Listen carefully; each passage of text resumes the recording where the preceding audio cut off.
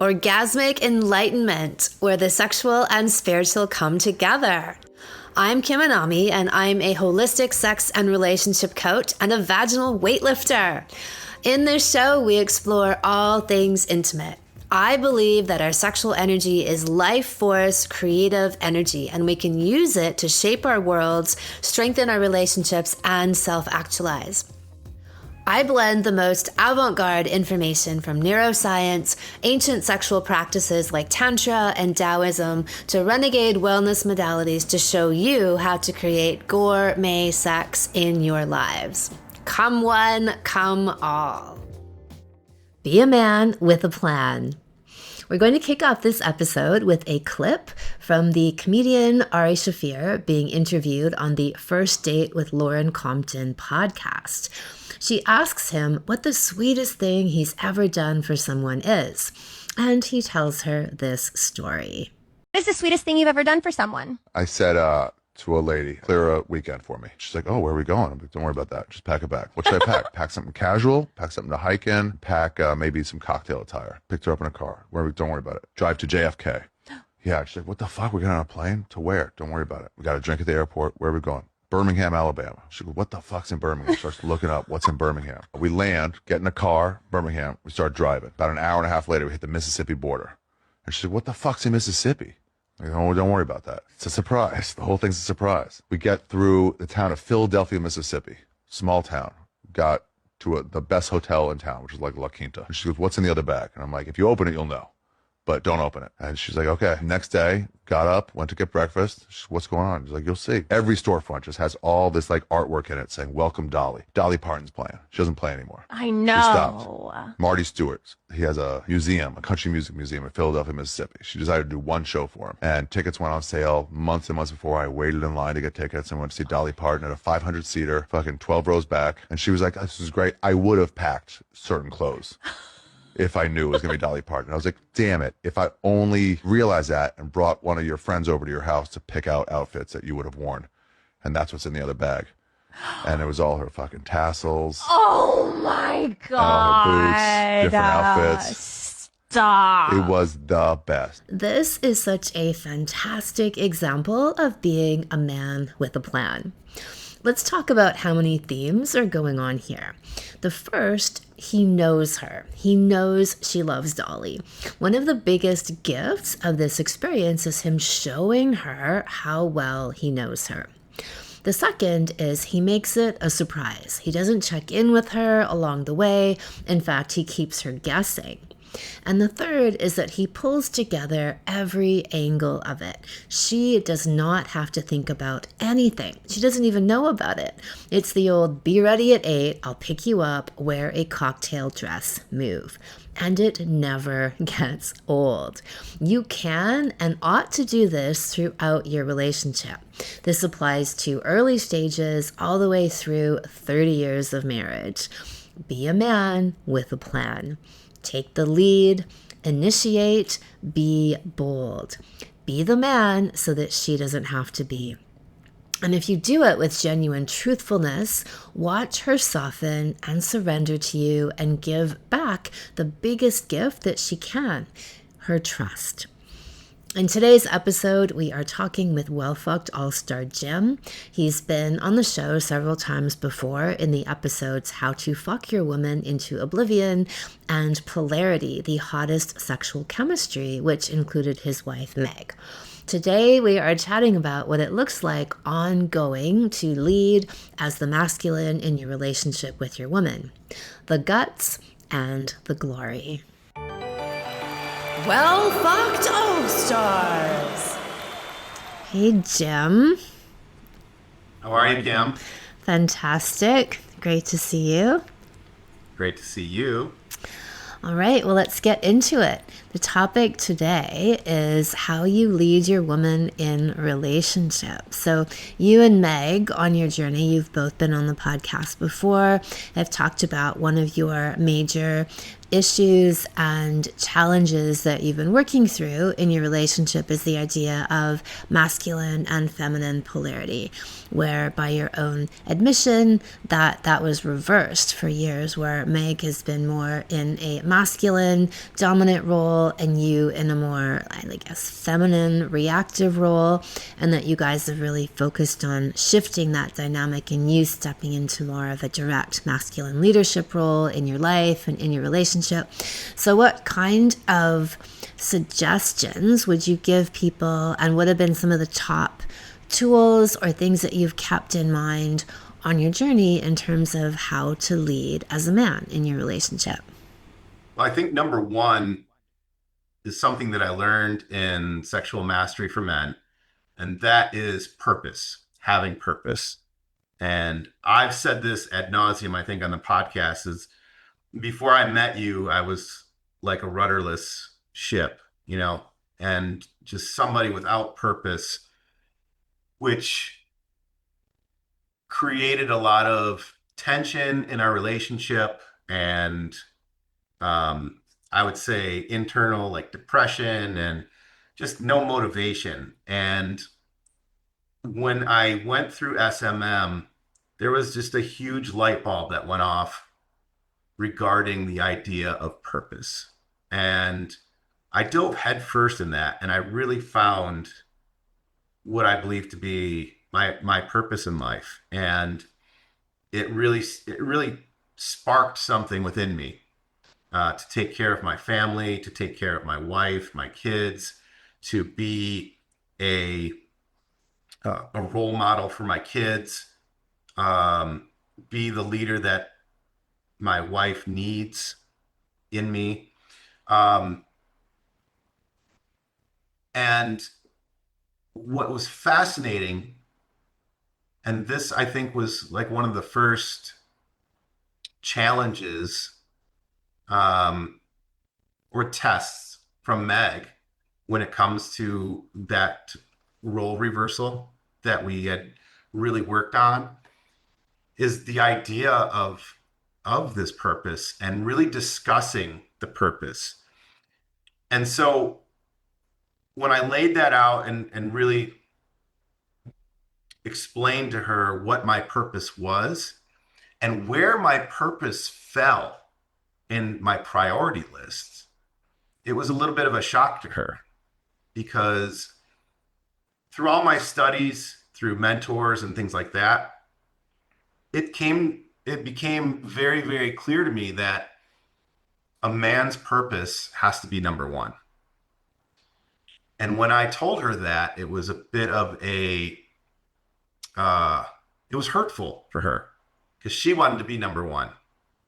And I had to explain to her, look, if my purpose is not number one, that means I am not showing up in life. And then if I'm not showing up in life and on this path, then I cannot be this container for you. I can't hold you. I can't hold fire for you. I can't lead the kids. I can't do anything without purpose. And so we had to have this discussion. And I don't think she got it like right away. But when she saw it in action, I think she really started to realize that it was important for purpose to be number one in my life.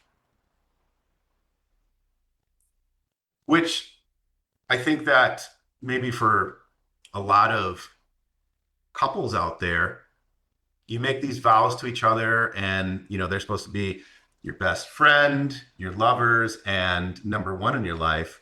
And so that might sound a bit odd, but the more I thought about it, unpacked it, looked at it from every angle and thought about the logic of it, I couldn't get around the idea of not having purpose be number one in my life. So how does that help you in leading your woman? Would you say that that is just an overall energy of focus and you exerting yourself and directing your energy into something that is a real expression of the masculine in action that then is conveying the spirit of that to her? Like, why is that important in terms of how you lead with your woman? I think that it's so important because without that purpose, like I said, I was just a rudderless bitch. It was just going from project to project, no enthusiasm, no masculine energy, nothing was sustainable. And by finding a purpose and aligning with the correct purpose, the masculine energy was able to absolutely express in me and outward. And there were signs of that all over the place. Becoming more responsible at home, becoming more responsible in my studies of becoming a more masculine man, particularly the Anami studies. So one of my highest purposes was reaching the internal orgasm, which it took me probably 4 years of practice and trauma shedding to get the self-love high enough to be able to embody that and get the control of my body and relax it enough, and all that, all the things that need to happen for that super O.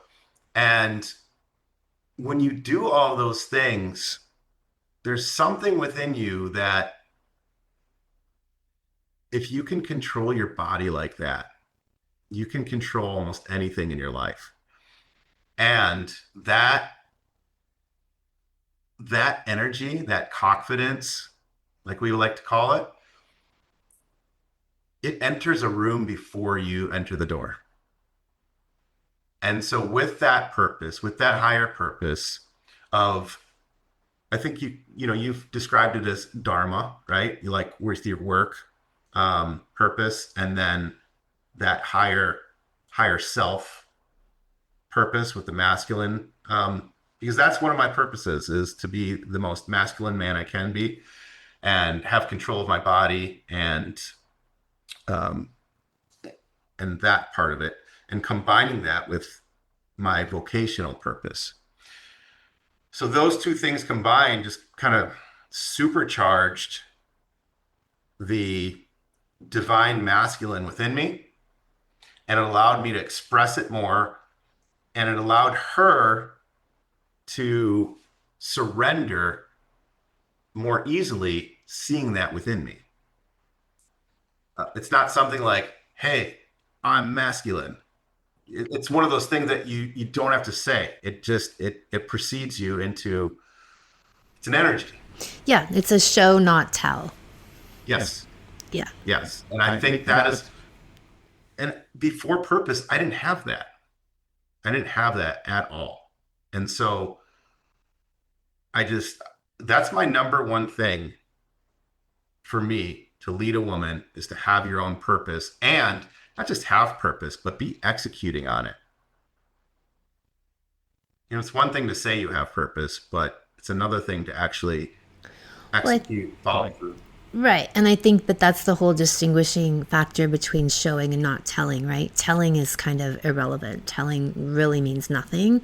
Showing is everything. You don't need to tell if you're already showing, right? Telling is really only a substitute for showing. Yeah. It's a wannabe, right? I mean, after a session of internal orgasm, it's not just with my wife that notices it. I could be in a store. I remember I was returning something at Old Navy for Mag, and like all the cashiers were just staring at me, and I wasn't doing anything. Like I was just being me, but there's just something that was radiating from me. And that only came because of my higher purpose. Because you didn't come. Ha ha. That's right, because I didn't come. And it was my that's like one of my higher purposes. Like when I talk to people who are not vanilla, who are familiar with Kim Anami, I've always told them, like, this is my purpose, because if I can control this, or not even control, because control is a really bad word. If I can lead my body, right? If I can lead that animal to be able to generate this power, like when your prostate gets warm and it just radiates through your body. If I can do that, I can do anything. And there's something about in your subconscious that it just tells people that. And so day to day, it shows up with other women, but specifically and most importantly, it shows up with my wife.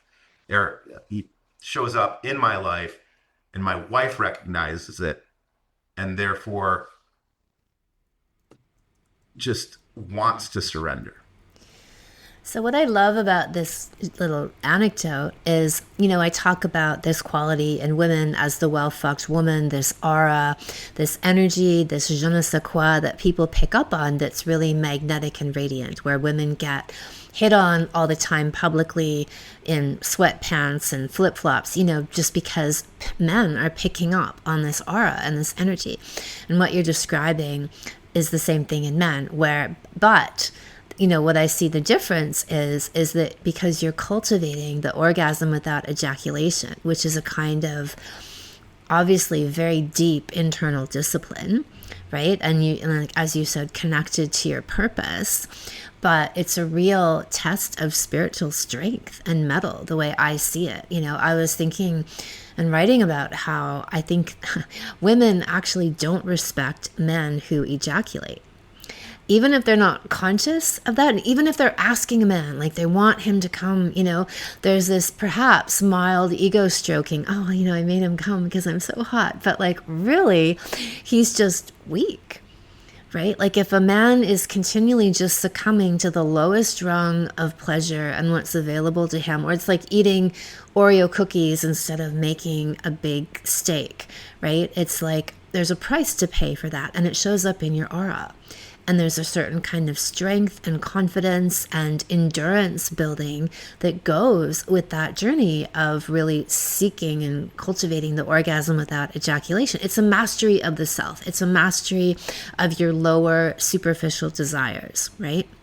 And then you wear that energy out in the world so that not only does your wife pick up on it, but it's so tangible. It's such an actual thing that strangers feel it and they pick up on it. And then, for your wife, she's perceiving the energy shift within you, but she also knows also where that's coming from, right? And that ultimately how much that benefits her as a woman, because you going the distance and not succumbing means that energy gets channeled back into her and your relationship, right? The vessel of your relationship is now the beneficiary of that higher level focus, of your determination, of you collecting all of your will and channeling it into that, rather than it just getting ejected out into the world and thrown into a piece of toilet paper and flushed down the toilet. 100%. I love that you bring that up, because part of this of living up to this purpose is in the bedroom. And it's so funny that you bring this up, because Meg will almost every time just want me to come inside of her and ask. What do you think that's about? Why do you think that is then? I don't know if it's still her wanting a little bit of control and testing me for that. Like, will you succumb, or will you hold fast and not do it? Yes. Yeah. Yes. And the majority of the time, I'm like, no, I'm not today, no, baby. Bitch, sorry. Can't have my cum. Yeah. No, that's right. You don't deserve this.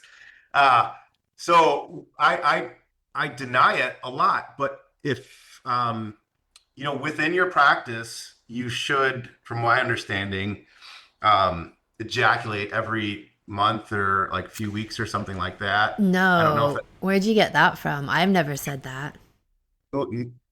Maybe I saw it online. I think I've seen stuff like that online. Actually, you know what? We were looking at that the other day, that there was a well-known teacher who put out a guide of how often it's okay to ejaculate. And I was shocked at how frequently it was stated. Like, we both were. We were actually rather horrified, because, like, to say in one breath, and the same teacher actually suggests that men should cultivate orgasm without ejaculation. And then in the next breath is saying, yeah, it's okay to come like every 5 days. And I'm like, what the fuck are you talking about, bitch? Like, that's not at all in line with what I would take those teachings to be and what I've seen in my own experience. And when men have really committed and they've gone for it to do the whole orgasm without ejaculation journey, the proof is always in the pudding or the lack thereof of the pudding. Meaning when they recycle, channel that energy back into themselves, everything goes up: mental performance, athletic performance, overall energy, creativity. And that if you were just jerking it every few days or, whatever, ejaculating into your woman every few days, you would not get those kind of benefits. So I was rather stumped to see that. And I don't, even as a short sell, right, of trying to get men on board, I still thought it was really really frequent and way too, and like I've actually changed my, like, for me, like I would say to tune in about when it is a good time to do it, but overall that you don't need to. There's no need to just be, if you're following all the practices that I teach in the salons, you're learning to convert that energy into creative power. There's no need to be dumping it out just because you think you should, or there's some kind of like benefit to, no, there isn't. And if you test it, the best, like, again, proof is in the pudding, and that you test it yourself, right? Like, do a month of frequent ejaculation or whatever your regular norm is, and then do a month without it and see how you feel. And not that it's that easy, in that there are other ways that you then have to redirect that energy consciously. Otherwise, it's just kind of like a willpower, I'm not going to do it. But if you're consciously channeling that energy, that's how you win in that practice, which is all about all of what I teach. So, well, that's the main thing. I think that one of the main things that guys have to get used to is that they are used to feeling completely obliterated after they come, and they mistake that for, as come and ejaculate, they mistake that for relaxation, when really it's depletion. There's a difference. And so when they still are buzzing with energy after sex, they feel almost a compulsion to get rid of that because it's unfamiliar. Where what I teach is not go to the gym, go work out in the yard, like go play with your kids, go channel that energy into something, because that's how you're meant to feel after you have sex, right? In the words of Anthony Kunkel, when I said you want to feel like you want to run a marathon after sex, and he literally goes and runs a marathon after Yeah. sex. I mean, that is so true. And I think that like, kind of ending it around back to what we were talking about, having the ability to choose when you offer your nectar to your woman is very, very different from not being able to choose, for lack of better words. Absolutely. Yeah, even that is a big accomplishment, I'd say. Yeah. Yeah. And I think that it's just one more thing to let her know that I'm on purpose, that I can handle this, that I can do this. And no, you're not getting it tonight. Sorry. Yeah. Yeah. Love it. Yeah. And a lot of women's, the whole concept of women testing men, where they push against men, and they'll push against them just to see, are you going to cave and just be a pushover, or are you going to hold firm? And most of the time they don't really want you to cave. They don't want the thing that they look like they're asking for. They're actually just checking to see how firm is your resolve. And are you going to just succumb to me whining a little bit, right? Or are you going to just be like, look, I have a more important purpose and it supersedes this? And that's actually the answer we're looking for is, sigh of relief. This means that I can actually trust you because I can't just niggle at you and throw you off course. Yes. And I'm so glad you brought this up, because when I made all my shifts after being in your classes, taking all the advice, doing all the homework, and then things like that still were happening, I was like, what the hell? Why is this still happening? What things? And like she was testing you? yeah, testing. Yes. Yeah. Talking about testing. Yeah. And I had a mentor help me reframe it. And he said, Don't look at it like she's nagging or she's testing you. Look at it as if she's flirting with you. And when you reframe that to she's flirting with you, then it becomes a game. And holding fire, holding steady, um, allowing the masculinity just to like bubble up even more, that becomes like this game, and it's no longer an us versus them frame. It's it's I'm not gonna like I don't have to win this battle. It's, oh, she's flirting with me. Let's do this.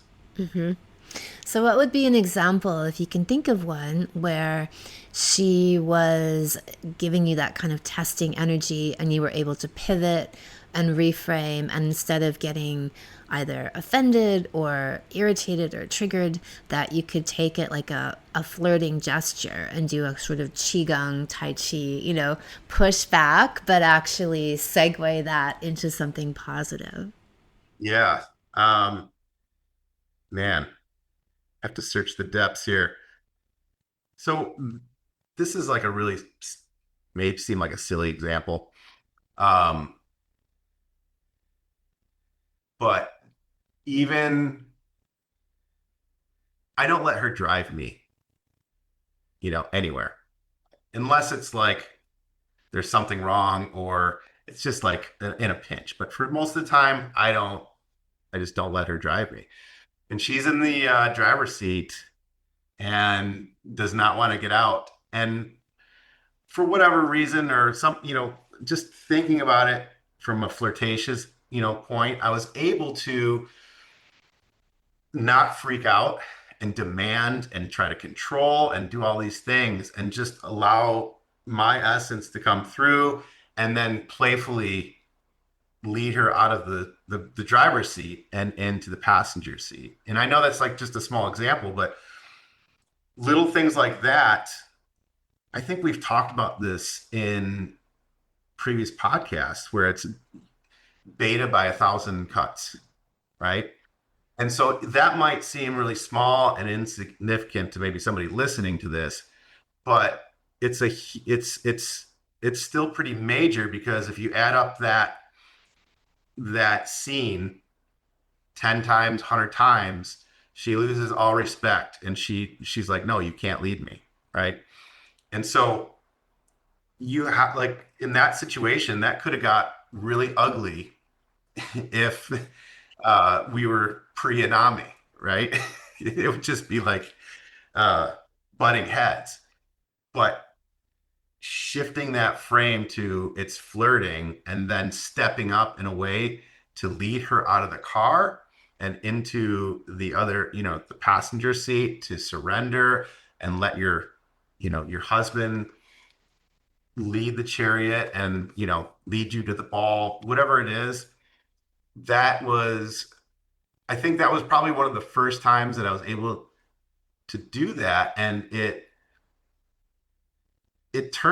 really, for such a small and kind of like silly incident, it really gave me the confidence to do that with other things, maybe more serious things. Yeah. So, how would you say that you lead her in the bedrooms? She never has to ask me if I want to have sex. She never has to be the one initiating. I'm always embarrassing our kids, grabbing her ass, um, creating the simmer, if you will. All these things that you talk about in your salons, I practice those a lot, and drive-by kisses and um, lots of touching, lots of grabbing, all of these things to make her feel wanted. So that's the first thing, is that she never has to ask. And then once we're in the bedroom, it's take charge. It's been so long, I think probably even before we ever did any anami type stuff, I rarely let her even get on top, you know, unless we're doing something like a certain position to reach, you know, a G spot or something like that. I'm always on top. I'm always like, sometimes she'll just be like, "Oh, I want to go down on you." I was like, "Too bad. I want you," you know, and I'll grab her and I'll take charge. She's like, "Oh, but I really wanted to go down on you." I was like, "I'm sorry. That's not what's happening tonight." So taking charge in the bedroom and not letting her make decisions, and just, it's kind of like being at the restaurant and ordering for her, except we're doing it in the bedroom. And I think that's huge for her, because there'll be times where she won't even, you know, maybe she's not in the mood or whatnot, and it might be 4 or 5 in the morning, but I just grab her and I'm, you know, pulling clothes off of her. And that act probably gets her more wet than almost anything else. And she always tells me afterwards, she's like, you know, "Do you feel how wet I was? You see how wet I was?" And it's because I feel so wanted when you do that to me. You know, when I'm ravishing her, it makes her just surrender, and just the waterworks and everything, you know, because I took charge, I led. And it's just, I don't know, there's not a whole lot of different ways to say that, but just, I mean, it's really just the animal thing, just like, "No, I'm sorry, we're having sex. I'm pulling off your panties and we're going." Well, you're not sorry. That's the key. Yeah, Yeah. that's So, how about spiritual leadership? How do you see that? How does that unfold in your relationship? so. After doing a lot of the work that you taught, and the demon hunting, and the escaping of my own inflicted prisons, you know, just trauma and the way that I thought and the way that my nervous system was wired, all of these things, I was able to move on to like bigger and better things. Instead of just always fighting with the trash that I was dealing with, you know, all the trauma and all of that stuff. When you're free of that and you take the advice that you talk about in these salons, like the demon hunting, the shadow work, the finding the different modalities to help you out, which you list so many beautiful ones in there, beautiful. That opens the door to then reach higher and get to a different level. You know, instead of just maintaining, you're opening new possibilities, new channels of downloading information and all of those things. And so Meg has seen me, just like I did with your work. I'm like kamikaze artist. Like, I just go 100%, 1,000%, and I just like, I go for it, you know. And so I do that with everything in the spiritual realm too. And Meg sees me do that, and instead of me having to say, "Come on with me, come on, let's do this together," which I used to do incessantly before SMM and before CT and all of those things. Let's do this together. Let's learn this together. And it was always together, together, together. Right. And I was never leading. Now I can look back and understand why she probably didn't want to do that stuff with me. You know, it was like, it was probably coming off as just needy. But now I've carved my own path to these spiritual teachings. Some of it having to do with that internal orgasm that we've talked about before. That has a lot to do with spiritual learnings, in my opinion. Um, and then there was one time where I was at a seminar, and there was something being offered there, in Mexico, in Tulum, Mexico. And it was about ego dissolution. And probably one of the first times I just texted her and I said, I'm going to sign up for this thing. You need to trust me and don't ask how much it costs, but we're going. And leading up to it, she was so concerned about, the price of it and what are we going to do with the kids and getting them situated? What are we going to do with the dogs and all that kind of stuff? But when we got there and we're walking on the beach after the first 2 days or so, she grabbed my hand and she was like, I want to thank you for making me go and for leading me here because this is the first time in my life that I've ever felt gratitude. And it was so profound for her. And so now, because she sees that I'm making better decisions, because I'm leading with more authority and guided spiritually and all these things, she can now trust that when I jump into something, it's just not oh, Jim, he's trying this and let's see what happens. He'll probably, stop doing it after 2 weeks or 2 months or anything like that. No, she experienced this and it ripped her head off in a good way. And now she can trust me now because she sees me leading in the proper direction.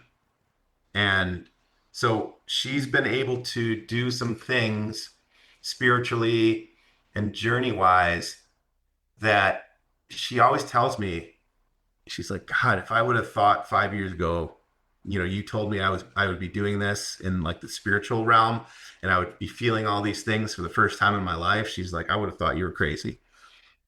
So it's that part of my leadership has been,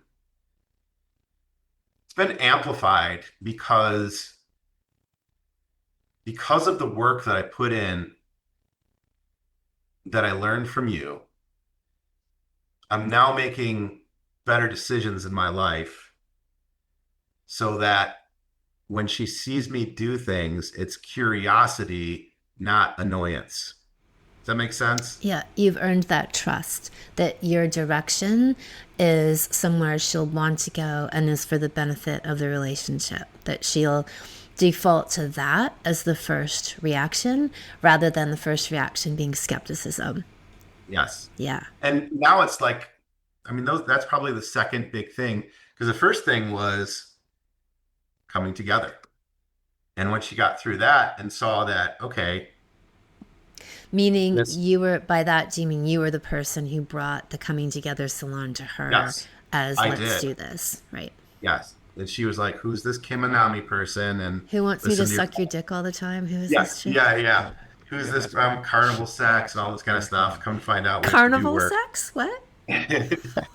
What's that? Just Carnivore amazing or stuff. carnival? What did you just I say? said carnival. Carnival. When do I? What's Like that just analogy? fun, like just crazy fun sex, Oh, like okay, just okay. sex. But that was the first thing that she could begin to trust me leading because it panned out. But I dove in so hard with everything that you taught and recommended. It allowed me to make better choices in my life and better leadership choices. So I'm attracting better mentors, um, better texts to read. All of these different things are now becoming a part of my life with follow through, and they're not what's the word? False prophets, or I don't know if there's a better word for that, but charlatans, or you know what I mean? I'm finding really, really great people and mentors. I've gotten closer with you. All of these things because I'm leading better, because I have a better internal compass. because I've shed so much of the garbage that I thought was real. I've kind of broken through the illusion of all the crap that I believed. And that has absolutely 100% allowed me to lead and find great spiritual leaders, spiritual practices, and mentors. I love that. So, how about day to day? In your day to day, mundane life, how are you leading? So it used to be before Kim and Ami that she would literally have to nag me to do a lot of things. And not so much as test, not like testing, just because I lacked purpose, lacked motivation. So, were you just in your own kind of feel sorry for yourself spiral that you wouldn't do those things? Or was there a passive aggressive component to that of resenting her where, you know what I mean? That these were things that you knew were part of your responsibilities, but you're not doing them? Or do you think a mix of both? I think the resentment for her led to depression and not shirking my duties. It wasn't like I'm not going to do this because I resent her or I'm not happy in my relationship. It was I'm not happy in my relationship, which added compounded to the, I guess, depression or fog that you live in, which then would just lose lack of motivation, lack of purpose, lack of leadership, and then you're just not doing things. So now after Kim and Ami and finding purpose and leading, the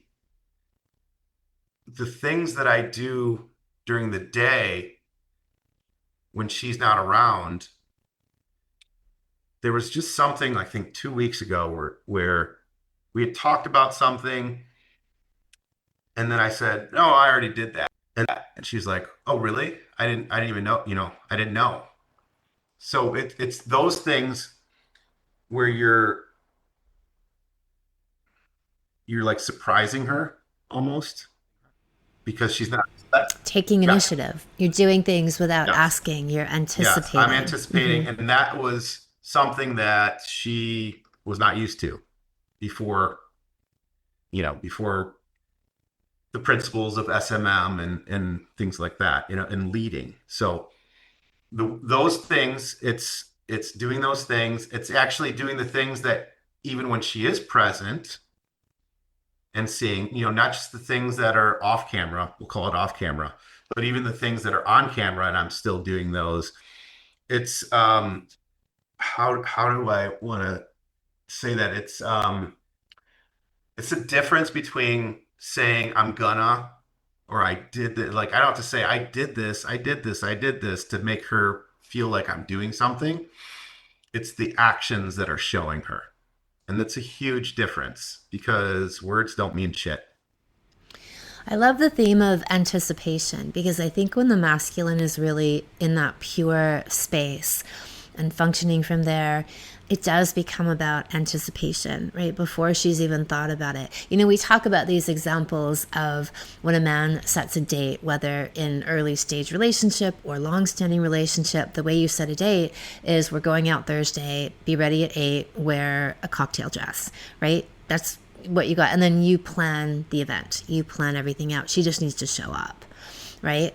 But you're doing this higher level anticipation that I think is really the gift of the masculine. And that impacts a woman on a whole other level, right? Of these, they become almost invisible, but they end up revealing themselves at some point, actions that the man takes to really set something up and take care of her needs that in a way that she couldn't have even perhaps planned herself. And then you can also do that because you know her so well, right? You pay attention, you've gotten to know the essence of her and her likes and dislikes that you can competently do that with somebody, Even early on in a relationship, that would be a really strong sign of confidence, but also sensitivity, perception, paying attention, right? I am deeply interested in the core of who you are, and I'm listening and I'm watching, and I'm going to show you that I see it, that I see you.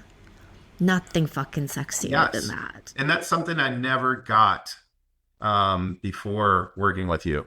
Just the idea of I had such such an internal wiring of wanting to shout out my achievements and look what I did.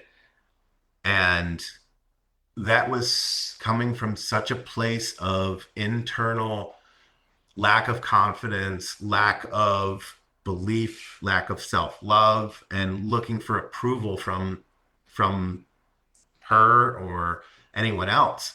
And so when you're able to turn those tables and you're doing things that align with your purpose, again, just being this masculine, like allowing this divine masculine energy to flow through,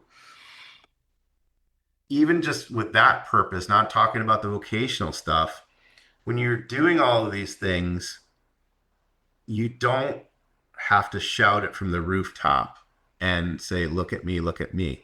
It's like we talked about before with the internal orgasms. It shows up in the room before you enter. It's something you wear.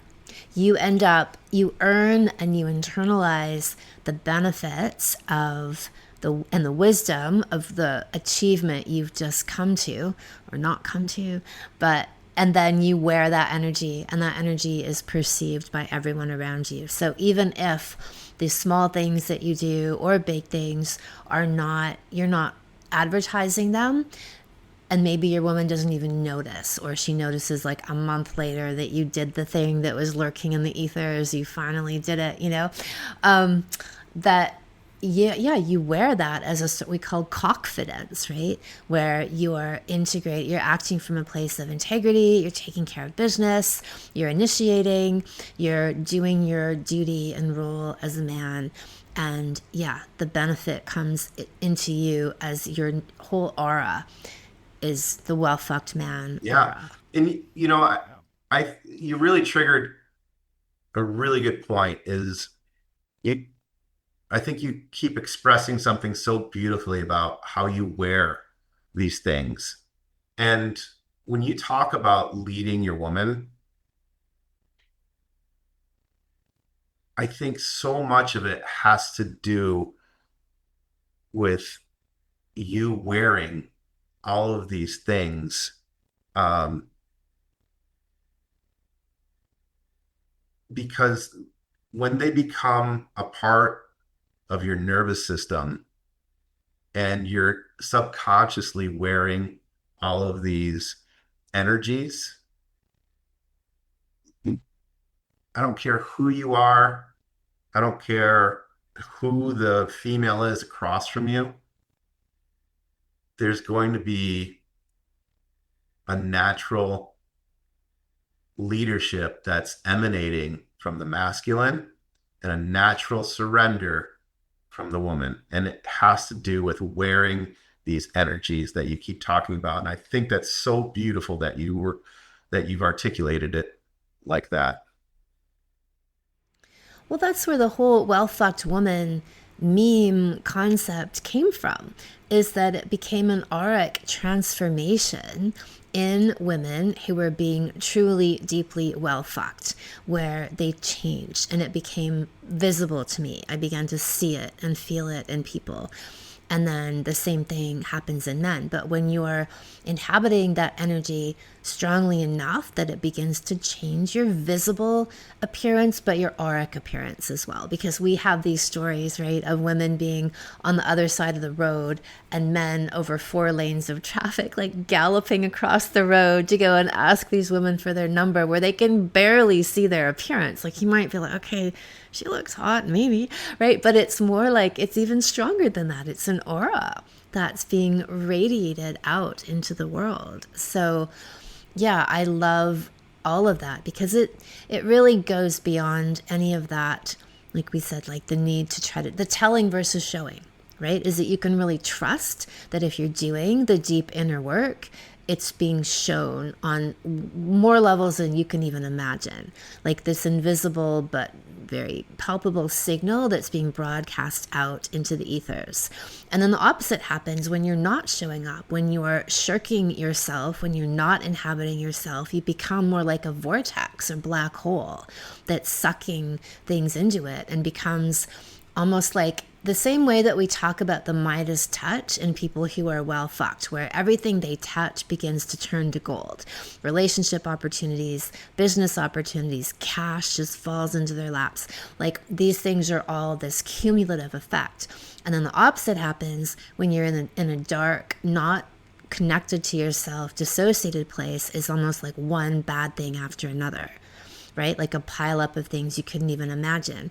And then that's been such a huge piece of my work, is showing people the relationship between these things, right? So when you're underfucked, you are drawing everything into you like a black hole, you know, just nonstop. And then when you're well fucked, the opposite happens. That energy was inverted. Now it's being expressed out into the world, and it's like paving the way in front of you and magnetizing all kinds of incredible, abundant, miraculous even situations into your auric field. I think there's a few points that I think tie into this. Is that when you're leading as the masculine and you're wearing all of these energies, there becomes like, when you have that confidence in you, you're no longer comparing yourself to other people. So like when you walk, you know, with a room full of guys, you're like, oh, he's taller than me, or he's got more muscles, or, you know, whatever. That stops because you're wearing like all these energies within yourself, and you have that trust in yourself, that belief in yourself, and that confidence in yourself, that you're only comparing yourself to who you were. And when you go through these salons with you, if you're just comparing yourself to who you were before the salon to who you are now, that's all you need to compare yourself to, because nothing else freaking matters, you know? And so there's it.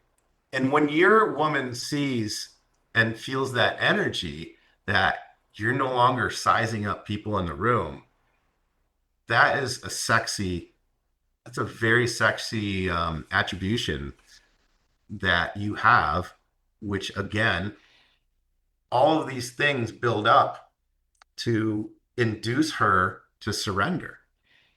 The day-to-day things, the spiritual leadership, the bedroom leadership, but then all of that stuff that you've done accumulates into this beautiful energy that you're wearing. And she sees you in a room with other people, and people are like magnetically attracted to you. Then it's again adding to the things that are making her wet, you know? And I think the last thing, kind of to do with like these points that I just thought about, was that when you're leading, it comes from a place from what a mentor described to me as authority. And when you are not wearing all these energies, you are leading from a place of posture. And that means like you're Biff Tannen from Back to the Future, you know, like you're the bully, and that is not going to get you anywhere with your spouse or your partner or anything like that. Who's going to want to let somebody else take the lead? Who's an asshole, who's posturing because they're hurt, or they're projecting all their stuff onto you, trying to, what I would say probably somebody in that posture thing is like almost belittling, you know, and you're like, no, you will follow me. And it's like very combative. But when you are wearing all these beautiful energies, the divine masculine is flowing, and you have a certain authority about you that is truth, right? It's not, you're not pretending that you have authority, because the other person's subconscious can sniff that out in a second, right? You're just like, something's just not that right, not right about this guy. Sure, he looks good. He's in, you can tell he goes to the gym, but just something's not right. But when you have all these things in alignment and you have that authority, the leadership that you're able to exude is intoxicating for a female. And it's truth. It's not true, it's truth with a capital T. Right. And I think that's something that her her essence, her divine feminine is picking up on that frequency. Yeah, I would agree with that. So for you, the definition of capital T truth Is living a life of authority, um, and living a life of purpose, on your purpose. when you say authority, I'm gonna assume you mean like inner authority, Yes. that you are So your own inner yes, authority. confidence, discipline, leadership, gratitude, enjoyment. That's something I learned from a mentor of mine, and I think those are universal truths. There's a few other rungs to that triangle, but when you have that, you don't, you know, there's not like a duality in your life, right? You're not hiding something. Before Kiminami, I would show up and perform, try to perform, right? Wearing a mask that I was, this guy. But it was living a dual life because when I'm off camera around anybody, I know that I'm not that person. But if you are able to shift your life, and again, going through SMM, couples coming together, all those things, and you shift your life, and now you have purpose, you have these spiritual energies, you have these internal sexual energies, and then you have like discipline. Um, this room looked like a hoarder's room before. I mean, literally, it took me days and like so many trips to the dump. And this is a perfect example. I'd finished SMM, and, I would like my stamina was up and all these things, but there was still something, when she wouldn't even come into this room. So how am I supposed to lead her when there's leakage in there? That's not absolute truth. That's not truth with a capital T. So you have to be on point with all these different areas of your life. Make sense? Yeah, fabulous. Yeah, yeah. All right. So, any parting words? Anything you haven't touched on yet? Yes, I think that it's very important that when you get to the top of the mountain, um, there will be challenges. And, that's something that I think it's good to be open about. Like, it's not utopia, every day, every week, it's not utopia. There's always going to be challenges. And Meg and I actually have run into one recently where, through circumstances I'm not going to bore anybody with, but it caused challenges, right, in the relationship. And I went to my mentor and I was like, man, I'm doing all these things, but she's kind of seeing me as the guy before I went through Kiminami's salons and all this kind of stuff. Will she ever see me differently? How, like, what's happening? Because I'm kind of going back into some of my old habits. What do I do? I wanted, to lead, be this masculine, this guy in the ultimate polarity and doing all the leading and all that kind of stuff.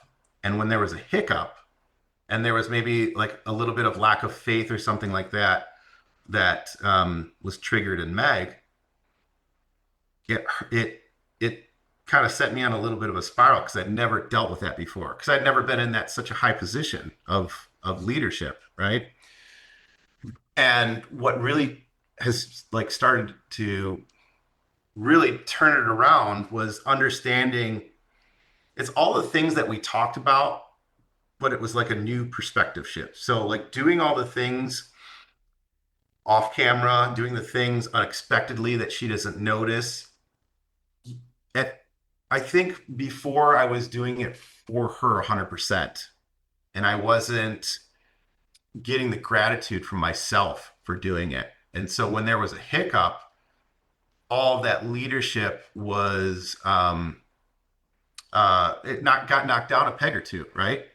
So with the perspective shift, with the challenge there, to understand that no, get that hit from yourself, knowing that you're doing all the things and you are doing the leadership things, and you don't have to again get on the mountaintop and tell her about it. And when you do that, you can hold fire for her, right? You can hold steady for her. Because before I was looking at this challenge as everything was about her and trying to lead her, right? But instead, when I focused, So, but is that also about wanting her approval? Because yeah, that's what yeah. it So like sounds I like. was definitely wanting her approval, and so that was like a chink in my armor that I had to learn, right? Like that was the rewards. Like, we talk about dopamine reward.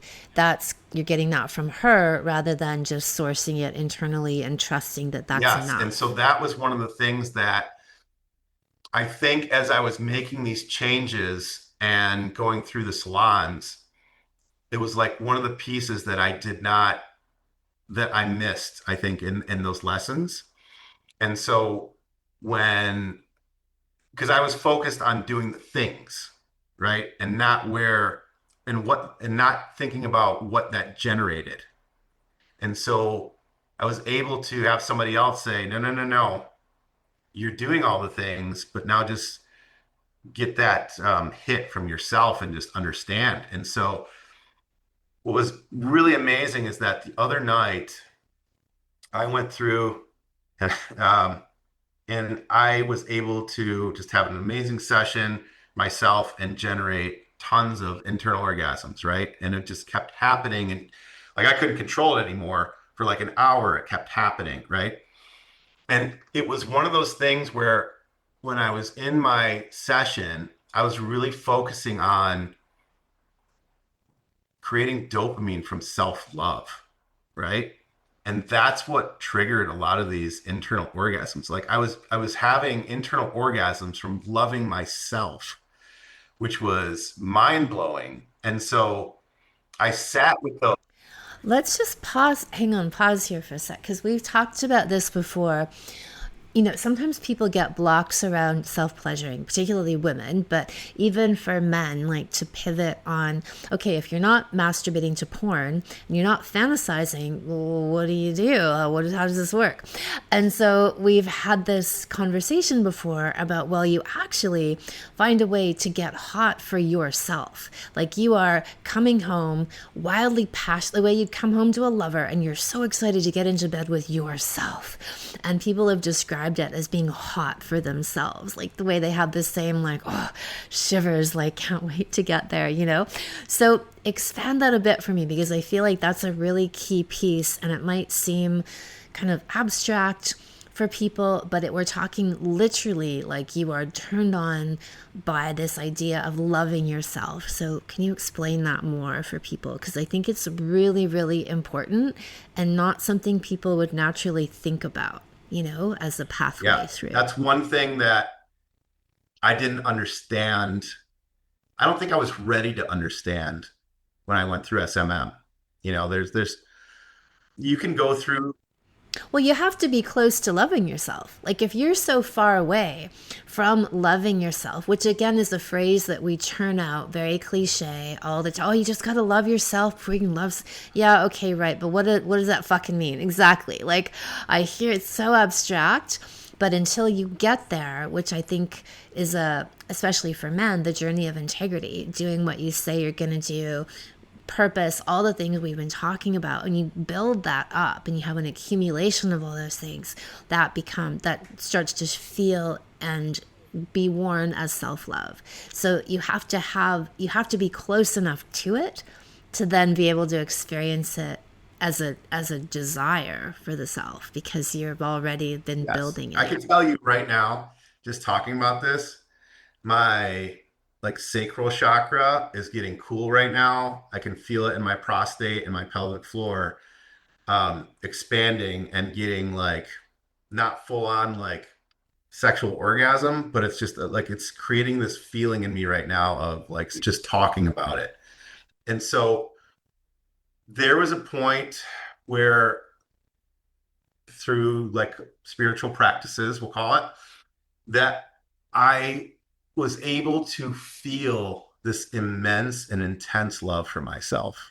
And through some of these practices, my intentions were understand like wanting to understand how to create that self-love, just working at it and working at it and working at it. And when you have that first internal orgasm, and then instead of just kind of relaxing into it and I don't know, thinking about whatever, my intention went even stronger internally to say, oh my God, I love myself enough to do this. And then boom, another one.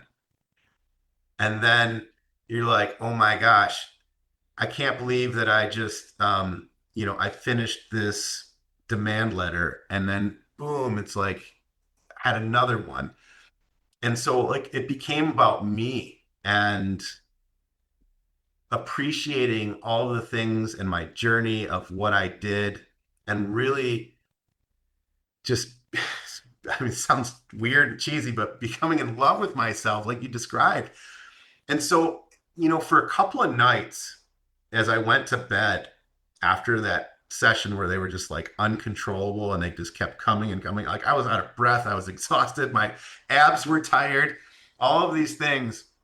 I was like, she was laughing her ass off because I was sitting on the couch with my boys when we were just like having trying to have some family time.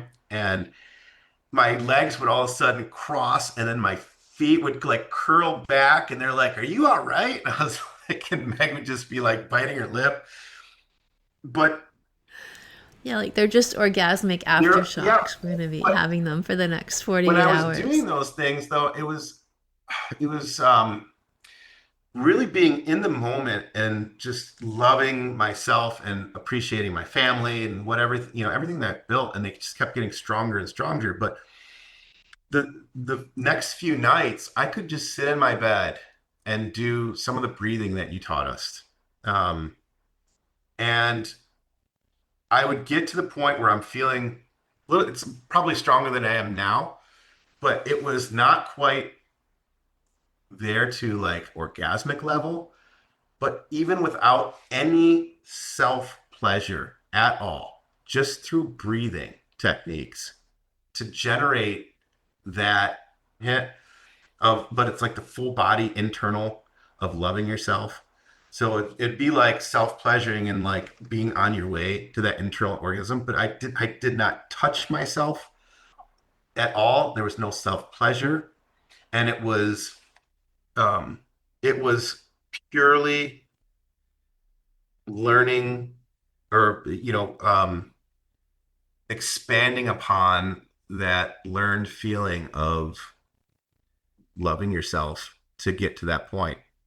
And I think that is for any man that's going through SMM to not get frustrated, because there are some guys in there that go through it and like they're like the third day they're like, yep, I got the internal orgasm.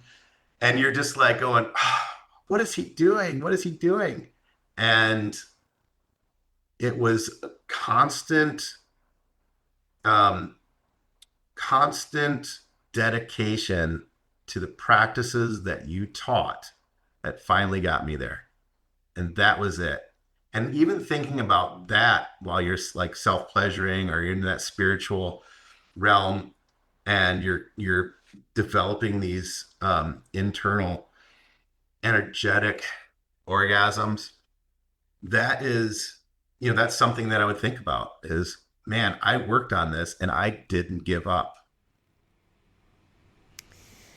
And, I always talk about that. If people aren't progressing at the rate that they want to, they've missed something. It's not that the steps are wrong, the methodology is wrong. It's like somewhere you've got a big block that has yet to be dissolved, right? And in this case, I love to hear all of this from you, that we could say, and this is probably true for so many people, that one of the biggest blocks would be not loving yourself deeply, right? And not really falling in love with yourself, which then even translates into a sexual desire.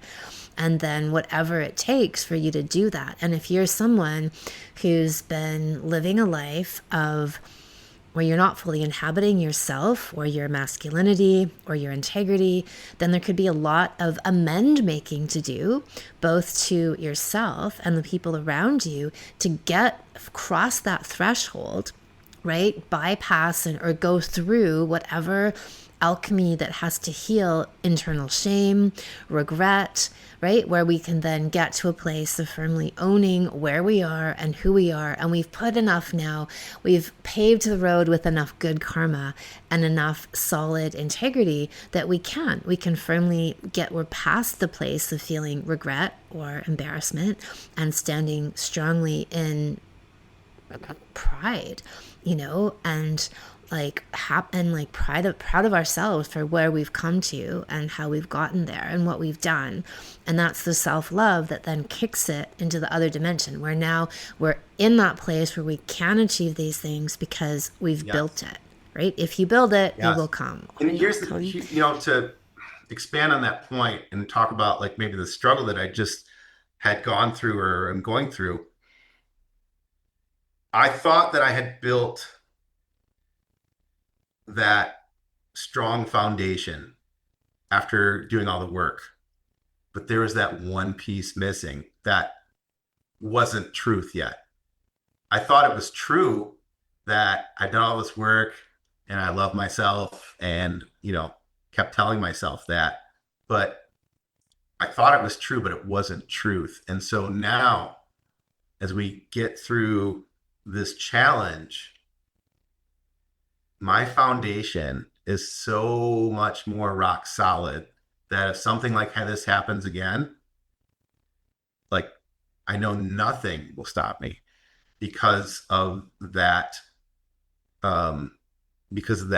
deep love. And like you said, not just love, but being in love with yourself, that so much so that you can shed masks and shed performance where you are giving the not giving the zero fucks given, like how you really describe a well-fucked woman or the well-fucked man walking in through life. Of my brother sent a meme to the family and it was like some dude ripping off his sunglasses and like walking like this, and it was like the family member coming to start shit, and he said, Right. I right, think I've seen.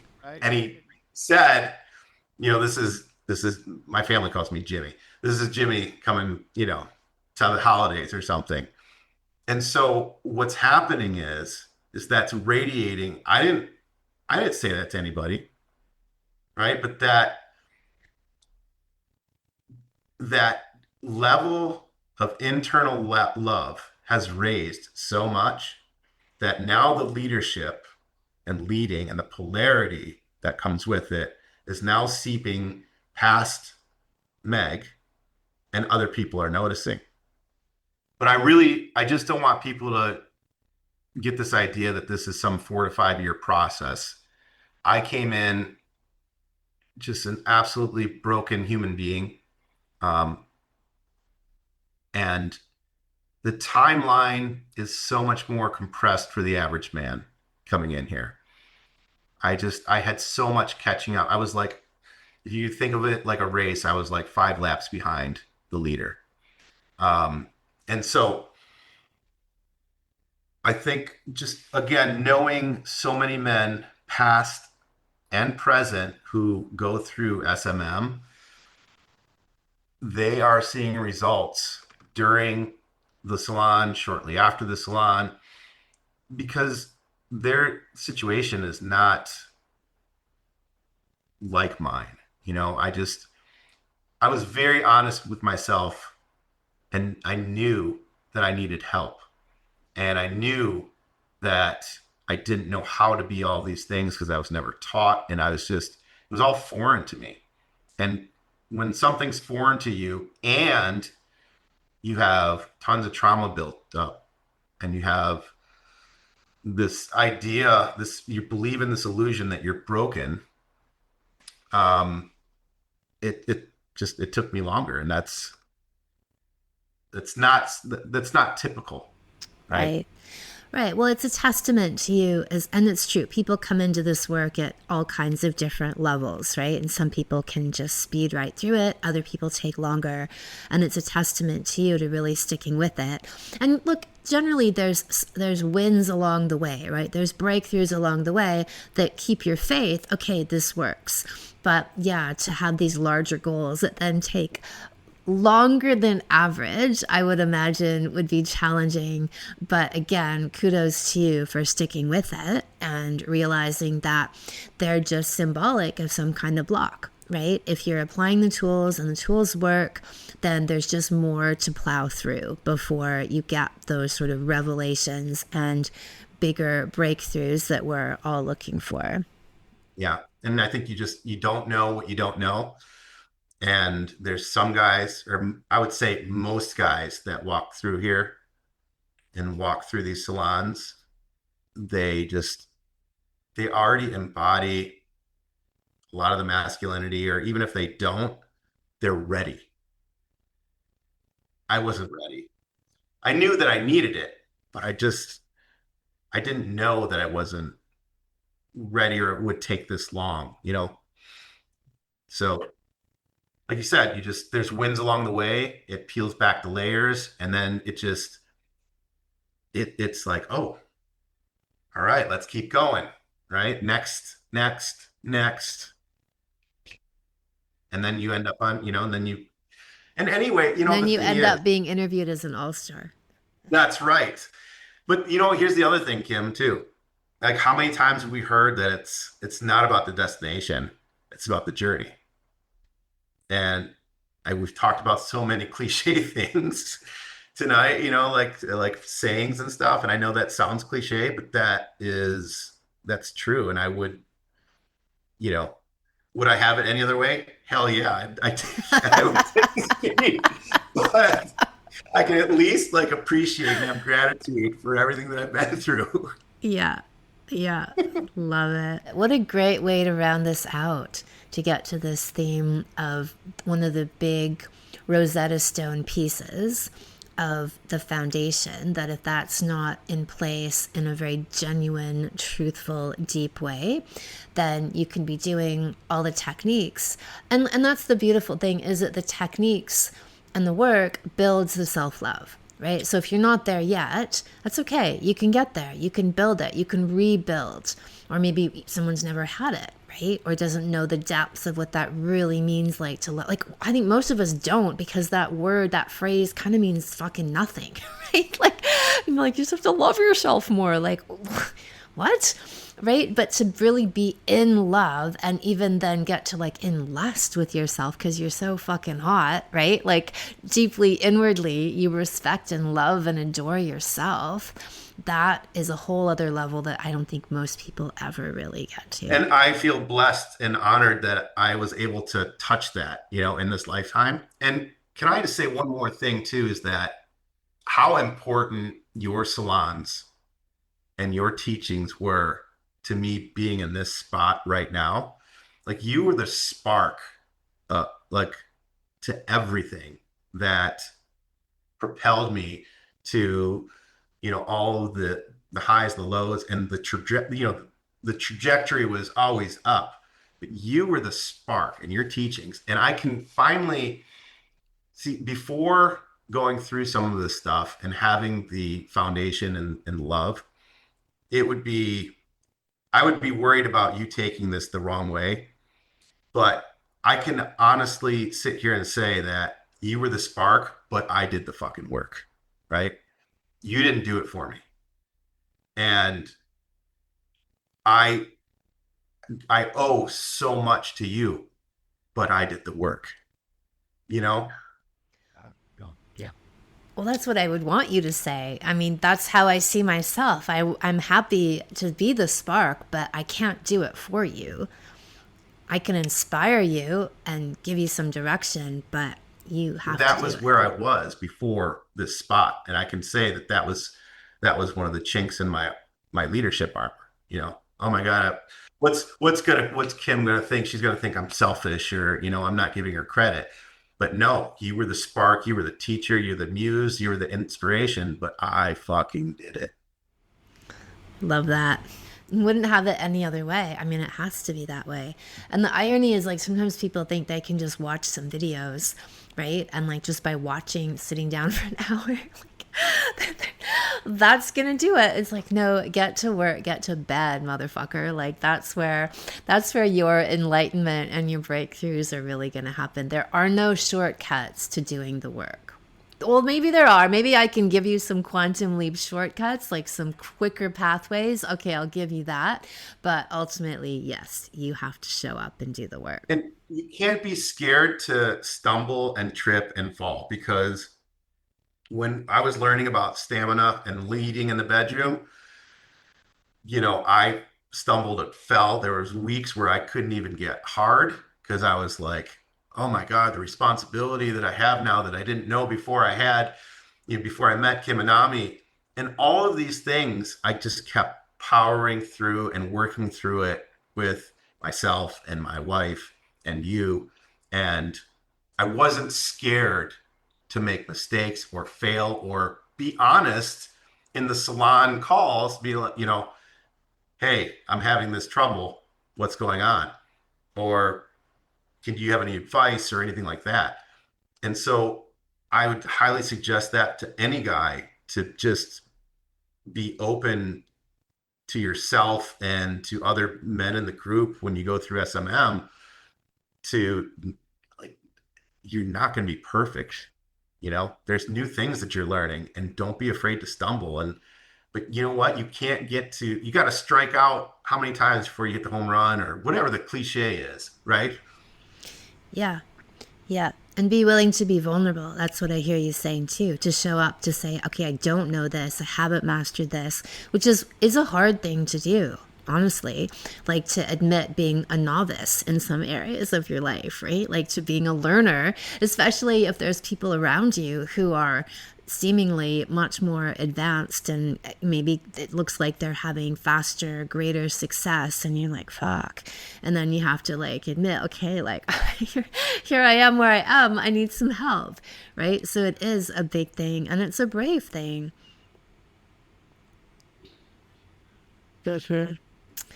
Well, thank you, Jim. As always, it's a pleasure, and you've left so many pathways and suggestions for wisdom and how to pull through on all of this stuff. And I so appreciate you sharing intimately your journey. Thank you so much for having me. And it's always an honor and a pleasure to be with you. Sexual Mastery for Men is now open for registration, and it closes later tonight. In this 8-week online salon for men, you will learn how to last longer in bed, orgasms without ejaculation, the ultimate supercock skill, how to use your sexual energy and relationship as a power and creative source in your life, how to achieve the deeper vaginal orgasms in women, and this includes G-spots, squirting, ejaculations, and cervical orgasms, organically grown cock lengthening and strengthening exercises, and how to lead and occupy your uber masculine and alpha self. and much, much more. This is the ultimate supercock training, everything you need to dickmatize your woman and dominate in your life. Come to kimanami.com/stamina to register today. Thank you so much for listening.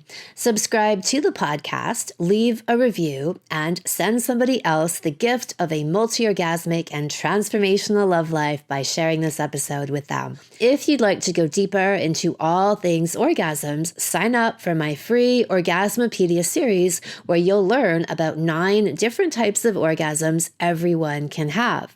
Go to kimanami.com and you'll see the sign up there. Come one, come all.